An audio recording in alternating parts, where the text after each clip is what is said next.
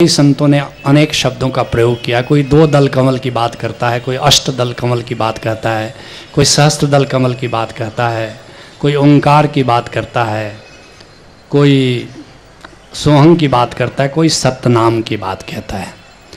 याद रखना, योगियों ने अलग अलग चक्रों पर ध्यान लगाने के लिए कुछ धारणाएं तुमको दी है।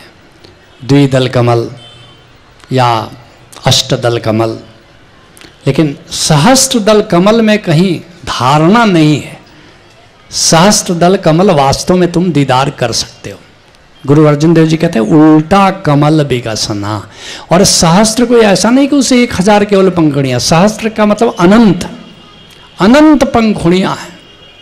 जो समाधि में जब तुम जाते हो, सुमिरन में जब तुम जाते हो, तो क्लियर तुम सहस्त्र दल, सहस्त्र तो कहने को है, अनंत दल कमल ऐसा कह लो।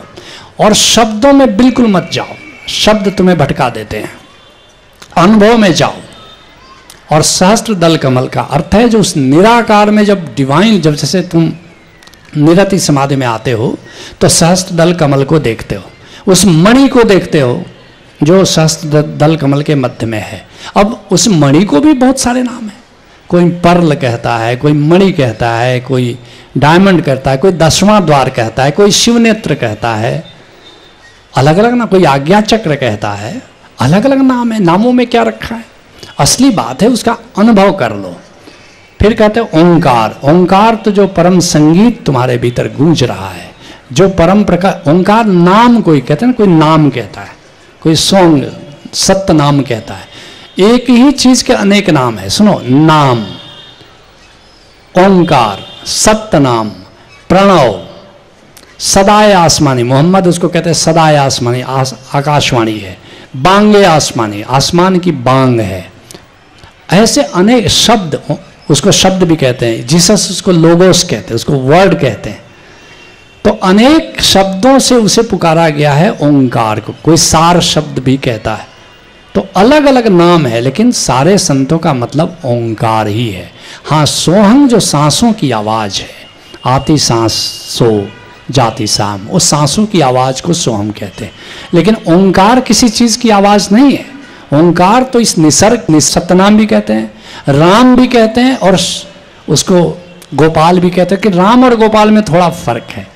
राम नाम के संगीत को कहते हैं और गोपाल नाम के प्रकाश को कहते हैं। लेकिन यह सूक्ष्म भेद है। जब आओगे, जब उसका अनुभव करना असली चीज है। इन शब्दों के बारे में जान लो तो क्या है, हाथी के बारे में जान पढ़ लेने से क्या होगा? हाथी, अरे हाथी को देख लो तो हाथी समझ में आएगा। ऐसे परमात्मा को सुन लो, परमात्मा समझ में आ जाएगा। परमात्मा को देख लो, परमात्मा समझ में आ जाएगा।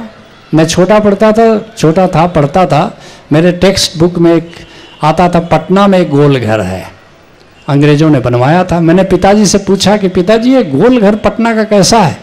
उनका चलो तैयार हो, नहा धो के तैयार हो। वहाँ से 125 किलोमीटर पड़ता था। वो मुझे ले गए, बोला ये रहा गोल घर। हमने कहा हाँ, समझ, पढ़ने की क्या ज़रूरत है। और इसलिए मेरे बच्चों के टेक्स्ट बुक में जब आया, कुतुब मीनार आया, लाल किला आया, बच्चे मुझसे पूछने लगे, पापा ये लाल किला कैसा है, पापा ये कुतुब मीनार कैसा है। हम कहे चलो बैठो, अभी टिकट कटाते हैं। और सबको ले जाकर के मैंने एक एक इमारत दिखलाई। ये रहा कुतुब मीनार, ये रहा लाल किला। मैंने कभी किसी बच्चे को नहीं कहा लाल किला कैसा है। हाँ, दिखा जरूर दिया। ऐसे ही ओशो धारा में आदत तो हमारी वही है, हम बताते नहीं कि कैसा होता है, हम तुम्हें दिखाई देते हैं कि देख लो इसको। बताना क्या है? Let's acknowledge him please.